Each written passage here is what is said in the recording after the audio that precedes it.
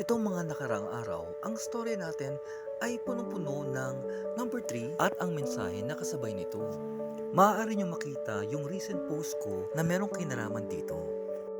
March 28, nagsimba ako sa Immaculate Conception Parish.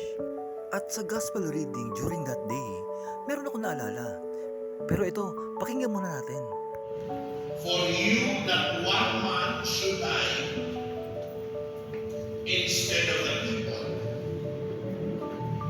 so that the whole nation may not perish. Yung narinig ko ang mga salitang yun, ay meron akong naalalang isang Bible verse na konektado dito. At yun ay tumutukoy sa kung gaano tayo kamahal ng Diyos Amang nasa langit. Ito ay makikita sa John chapter 3. John chapter 3 verse 16. For God so loved the world that He gave His only begotten Son, that whoever believes in Him shall not perish but have everlasting life.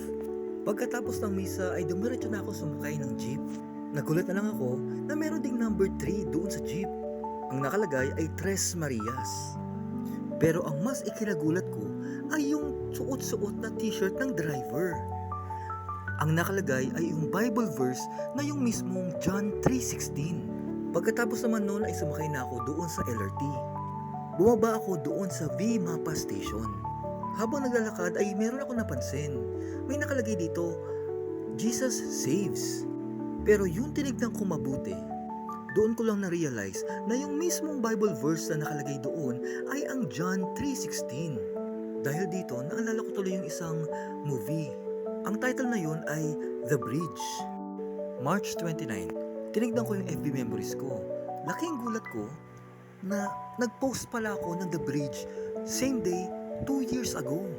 Ito ay may kwento na merong patungkol sa pagmamahal ng isang ama at sa sakripisyo ng isang anak. Ito, panoorin natin. Sa storya na yon ay merong tatay na mahal niya ang kanyang anak. Ang trabaho ng tatay ay siya yung kumokontrol doon sa bridge para makadaan yung mga barko at para makadaan yung mga tren. Saka ko na lamang na-realize na even yung train number na to ay train number 3. Maraming sumasakay na mga tao sa train na ito. Iba't ibang pag-uugali at iba't iba din ang dinaranas sa buhay. Isang araw ay may kailangan dumaan na isang bangka. Ngunit napansin ng anak niya na masyadong mabilis yung train na paparating at nagkaroon ng isang pangyayaring hindi inaasahan. Dahil dito ay kailangan pumili ng ama. Iligtas ang kanyang anak o iligtas ang lahat ng taong nakasakay sa train. Alam niyo ba kung anong pinili ng ama? Mas pinili niyang iligtas ang lahat ng tao sa train kaysa iligtas ang kanyang anak.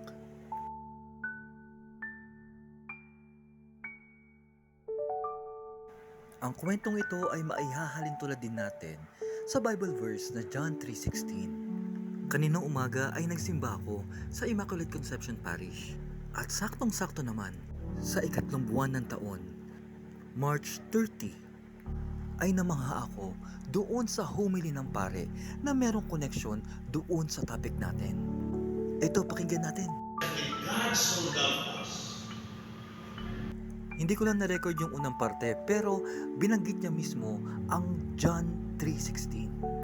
Sapagkat ganito tayo kamahal ng Diyos, na ibinigay niya ang kanyang kaisa-isang anak, upang ang sino mamanampalataya sa Kanya ay hindi mamamatay, kundi magkakaroon ng walang hanggang buhay.